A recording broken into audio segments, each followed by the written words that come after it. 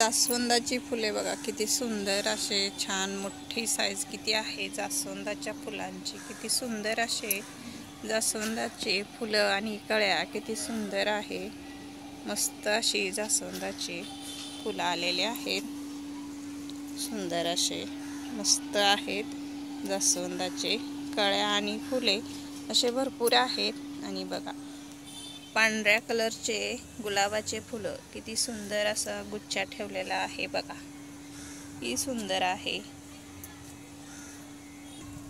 पांढरी फुलं अशी सुंदर बघा किती गुच्छा असं तयार केल्यावानी मस्त फुलं आहेत आणि कळ्या पण भरपूर आहेत बघा पांढऱ्या फुलांच्या कळ्या किती असे मस्त भरपूर अशा कळ्या आणि फुलं भरपूर प्रमाणात असे लागलेले आहेत आणि इथे लिंबू बघा कसे असे पिवळे जरद झालेले आहेत आणि फुलं पण बघा किती सुंदर असे लिंबूच्या झाडाला लागायला चालू झालेले आहेत आता भरपूर याला लिंबू लागायला चालू होतील बघा फुलं पण आहेत छान असे फुलं लागलेले आहेत लिंबूच्या झाडाला आणि आता लिंबू भरपूर याला तयार व्हायला लागलेले आहेत बघा किती लिंबू आहेत कळ्या आणि फुलं किती लागलेले आहेत लिंबूच्या झाडाला भरपूर अशा कळ्या आणि फुलं आहेत आपल्या लिंबूच्या झाडाला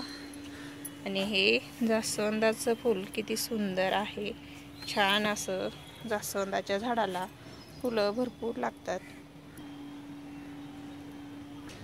तर लाल कलरचे जास्वंदाचे फुलं बघा किती सुंदर आहेत मस्त लाल कलर आहे आहे पांढऱ्या कलरचं जास्वंद आहे कळ्या आणि फुलं भरपूर आहेत तर आहे पिंक कलरचं जास्वंद आहे त्याला कळ्या आणि फुलं बघा किती सुंदर आहेत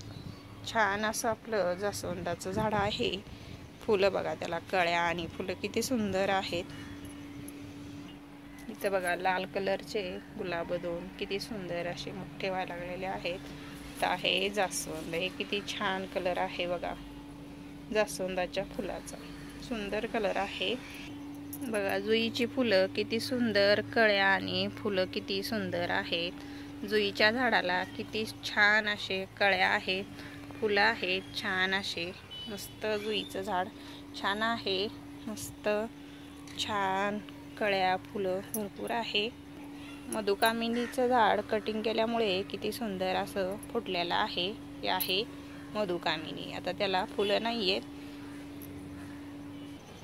इथं आपलं शेवंतीचं झाड आहे त्याला बघा किती सुंदर असं मस्त झाड फुटलेलं आहे आणि आता कळ्या लागायला सुरुवात झालेली आहे शेवंतीच्या झाडांना भरपूर असे मस्त भरपूर आपल्या कळ्या लागायला